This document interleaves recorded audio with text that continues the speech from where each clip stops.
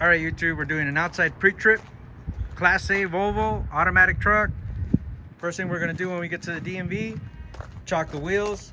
I like to put them at an angle, not too flat on there, so if it rolls, it's easier to kick them right off. From there, we'll jump in the truck.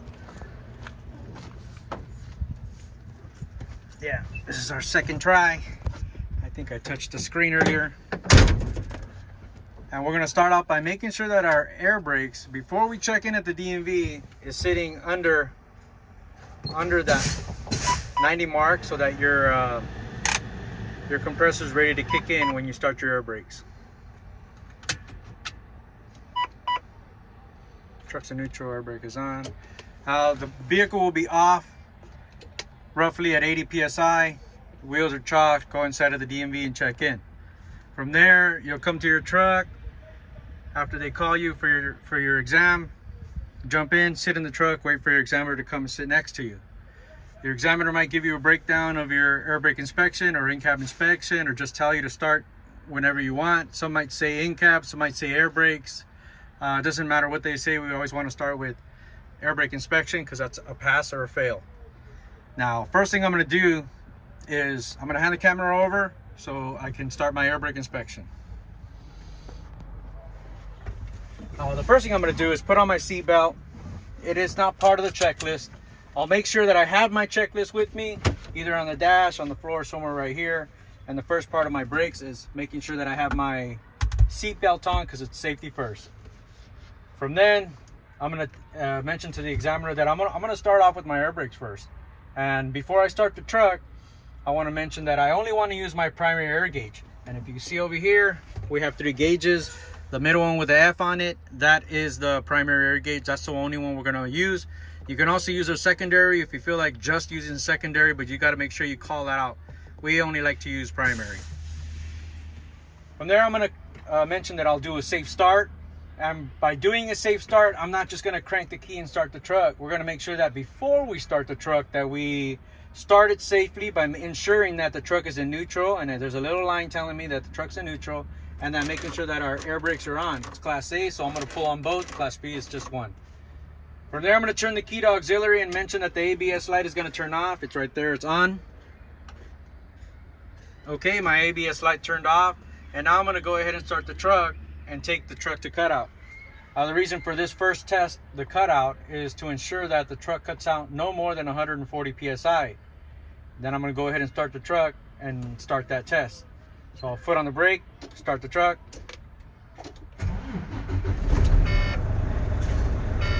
And then I'm going to mention that I'm going to rev it between 11 and 1500 RPMs until the truck goes to cutout. From here, we're going to watch that primary air gauge and make sure that the primary air gauge cuts out between 120 and 140.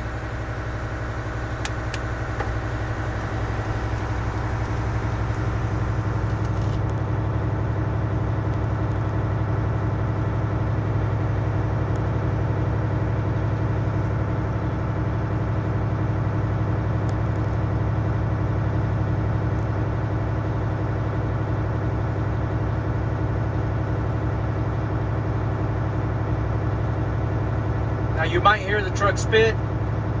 We don't normally go by the spit. We wait a few seconds. There it is. My needle stopped rising. It's settling now. And I'm going to go ahead and get my foot off the brake after I heard the spit and the needle stopped moving. Now they can fail you for going by the spit. If you just, so I heard the truck, we don't hear nothing. We're going to make sure that needle stops moving. Right now it stopped moving. It's settled at 120. That's a good test, and I'll mention it. Okay, Mr. Examiner, this is 120 on my primary air gauge. My truck cutout was good because it cut out no more than 140. So you reiterate and repeat so there's no gray area for them to fail you. From there, we're going to jump into our next test. And so I'm going to go ahead and shut the vehicle off. Put the key back to auxiliary.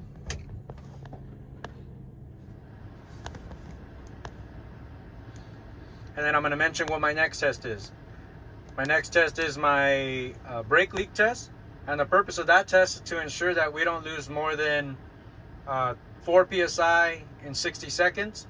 And some DMVs will allow you to use your phone. Some DMVs want you to ask the examiner to set a timer for you. It doesn't matter how you have it set up. I'm gonna ask permission to have them help me set a timer. So the first thing I'm gonna do is I'm gonna go ahead and release both air brake valves, and I'm gonna let the air pressure settle on my gauges. Before I do that, somewhere in the beginning of the test, now or whenever, you mention that your wheels are still chocked, just so they know that you're doing everything safely. The truck's not gonna roll. It is being held by the wheel chocks. Now from there, I'm gonna go ahead and, before I step on the brake and start my test, I'm gonna ask the examiner to set a timer for a minute. I'm gonna go ahead and use the timer that's on the clock here on my phone that we're using to record, because I could see us recording and the time is on it. So I'm gonna step on the brake. I'm gonna wait for the needle to settle. For me, that looks like 99 PSI, and I'm gonna start my timer here in about 5 seconds. So I'm still gonna be holding it. The idea is this truck should not lose. There's my minute. I'm gonna start my timer now. The truck should not lose 4 PSI in a minute. As you guys are watching, we're gonna go from the 6-minute mark all the way to the 7-minute mark, and you're just gonna hold it. It's gonna be an awkward 1 minute. You're allowed to use both feet. Make sure that you're not losing pressure on your brake pedal, but because your leg is getting tired, they don't want to hear no hissing or anything from that foot brake. You're gonna hold it for the whole minute, and then once the minute is up, you're still gonna hold it and explain that it was a good test. So once you've mentioned if it was good, everything went good, then you can go ahead and remind them that you're gonna go ahead and remove your foot to jump into the next test. So we're at 15 more seconds here.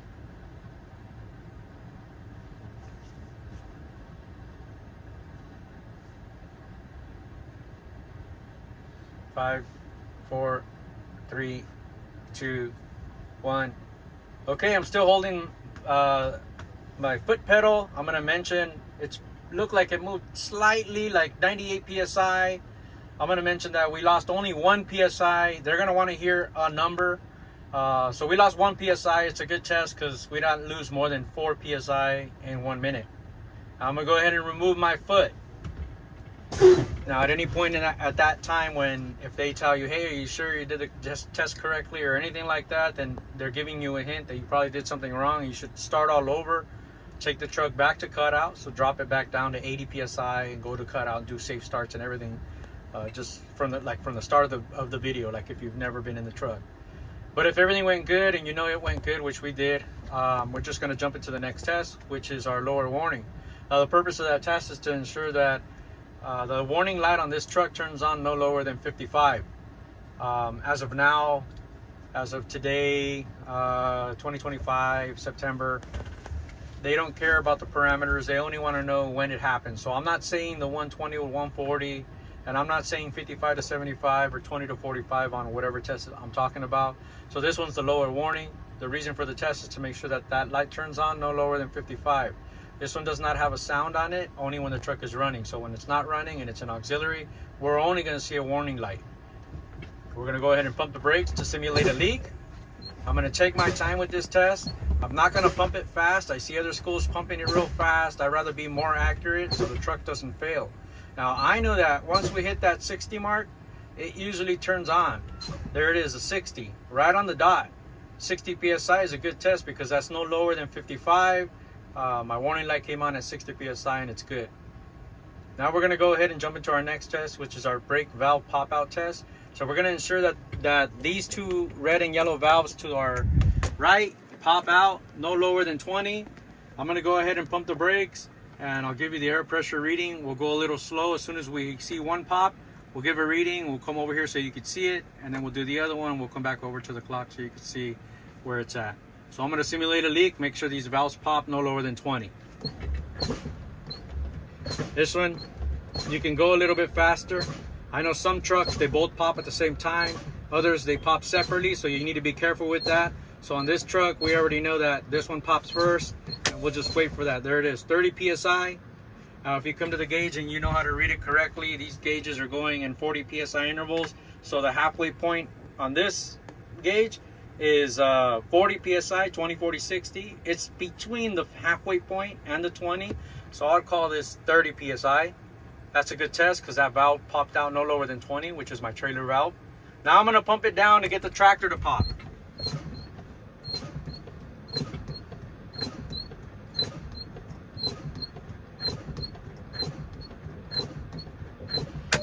Boom, 21 psi. Now it dropped a little bit by the time the camera got over, but it was a little bit higher just before that 20-minute mark. This is a good test because it popped at 21 psi.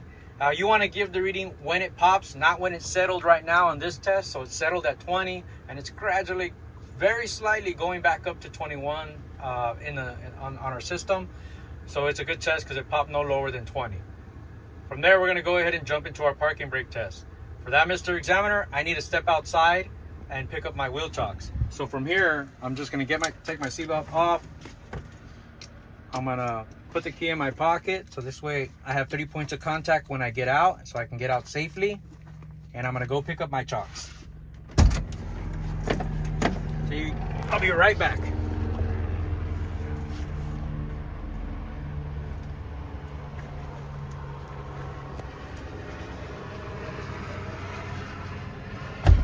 So again, we're getting back in safely. I'd rather push them in as far as I can, and then I'll get in my seat.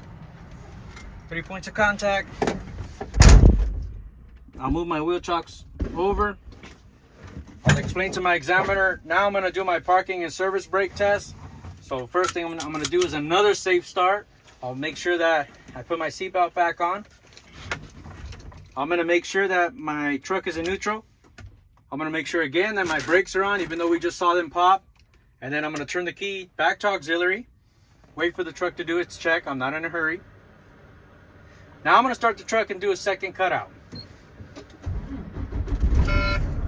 Again, we know the purpose. Make sure the truck cuts out no more than 140. And we can hear the low warning alarm on now that the truck is on. Right? I'm going to rev it until the truck does cut out. But on the second cutout, we don't have to explain any kind of readings. You're just gonna mention and acknowledge when it cuts out.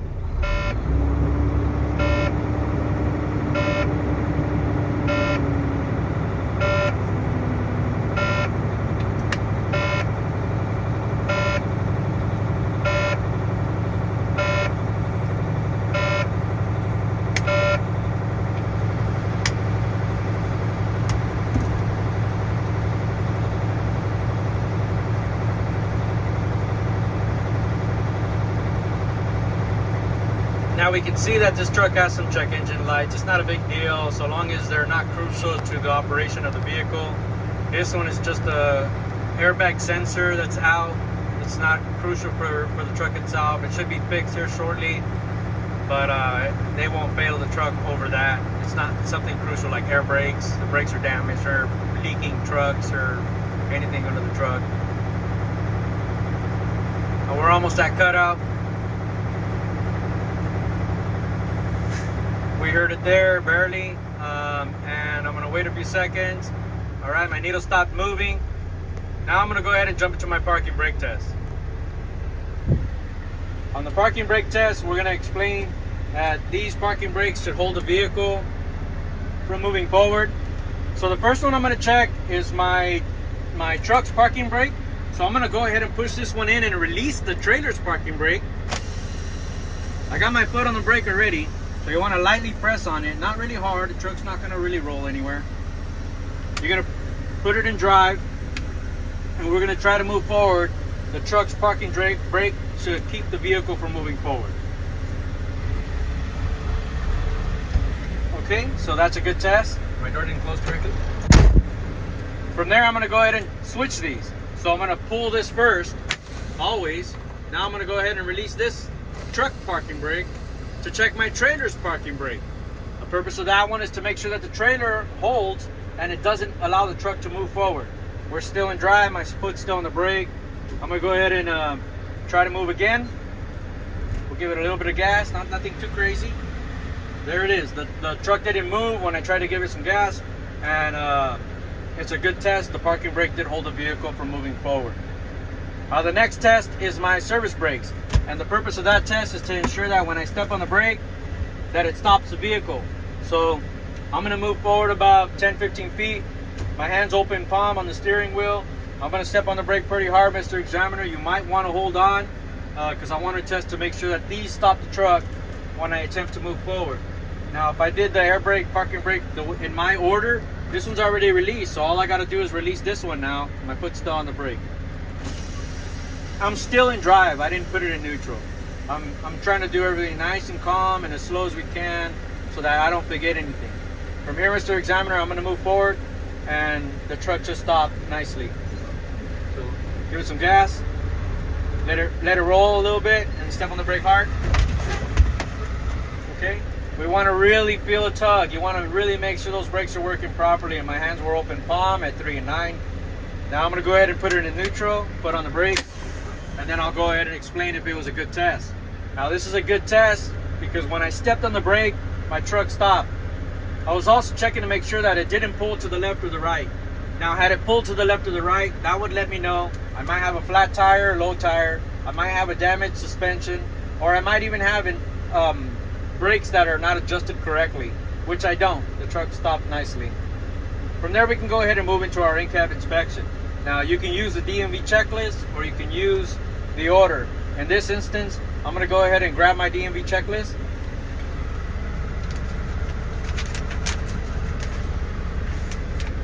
And I will not be using the order that's in the book that I wrote. I'm going to go ahead and use this checklist. Now on our DMV checklist, it does say after service brake is light indicator, so I'll jump to that. First is my light indicator, so I'm going to go ahead and turn off and turn on my lights, make sure the dash lights work, which they do. You can see they're working. Now I'm going to check my four ways. I'm going to point to them, make sure I mentioned those work. Left signal works, working properly. Right signal's working properly. And then my high beams, which are down here in the bottom, those are also working properly. From there, it says emergency equipment. Now, in this truck, I do have a fuse box under this panel that has spare electrical fuses in it. My spare electrical fuses are properly mounted secure and not broken, loose, or missing. I have 3 reflective triangles on the floor, which are red in color, properly mounted secure, not broken, loose, or missing. They're in good working condition. On the floor, on the doorway right here on the floor is my fire extinguisher. I'm going to make sure that one's properly mounted secure, not broken, loose, or missing. It's not cracked. I don't see it leaking anything. It is fully charged with the needle in the green showing that it's fully charged. It is up to date, so the tag is up to date, and I do have a safety pin that's in place. From there, I'll move to what's next on this list, which says windshield and traffic monitoring devices. So our windshield and our seal, I'm going to put those together. I will not separate those items. So the windshield and seal on it, the weather strip is properly mounted secure, not broke, loose, missing. It's not cracked or damaged. It's clean and clear. There's no stickers or pits or anything blocking my view. And the seal will not allow any kind of rain or weather to come into the cab. From there, it says traffic monitoring devices, which is part of the same point. We have our mirrors. For the DMV, they call them traffic monitoring devices now. Our mirrors are properly mounted secure, not broken, loose, or missing, not damaged or cracked. There's no pits or stickers blocking my view. And most importantly, those mirrors are all adjusted to me, the driver. From there, we'll go to our list again, and it says wipers and washers. So our wipers and the blades on there are properly mounted secure, not broken, loose, or missing. The blades are not dry or cracked. They're firmly pressed against the glass. And we'll give it a little spritz to make sure that we have washer fluid. It does have washer fluid, Mr. Examiner. From there, we'll leave it running and just go to what's next. It says heater and defroster.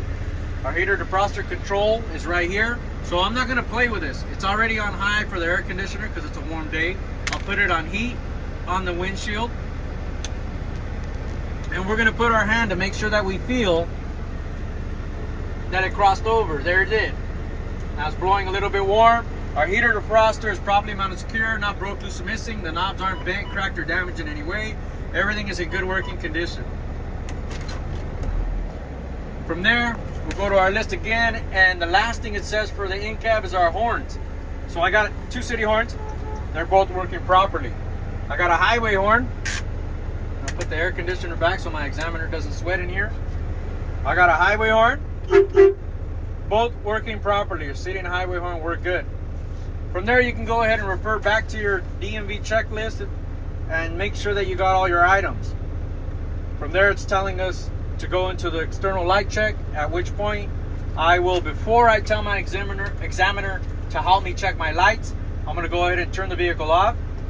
I'll roll the windows down since we're going to move on to the outside. I'll turn the vehicle off, turn my air off, turn my lights off, and then I'll go ahead and explain to my examiner if he can please step outside and help me do an outside light check. Now this is your air brakes and in-cab. Air brakes has to be done at 100%. For a Class A, doesn't matter if it's manual or not, it's only 4 numbers they care about. It's the 140, 460, 55, and 20. And understanding what those are for and how to do all the steps.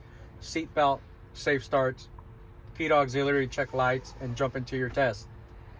Now, as far as points are concerned, on the DMV here in California, you're allowed to miss 10 points for a Class A vehicle. That includes outside and inside.